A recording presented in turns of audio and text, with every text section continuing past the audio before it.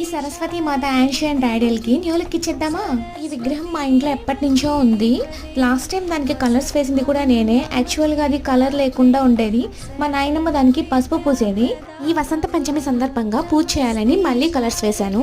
ముందుగా ఇలా చేయాలి అలా చేయాలి అని ఏమీ అనుకోను. ఆ టైంకి నాకు ఎలా అనిపిస్తే అలా చేసేస్తాను. ఫైనల్ అవుట్పుట్ మాత్రం చాలా బాగా వస్తుంది. ఇంకా బన్నుని స్కూల్కి వేయాలి కదా, వాడి చేత పూజ చేపిద్దామని చెప్పి ఇలా రెడీ చేస్తున్నాను. ఇహాన్ష్కి అక్షరాభ్యాసం నవరాత్రుల టైంలో అయిపోయింది, అందుకని ఇప్పుడు జస్ట్ పూజ చేస్తున్నాము.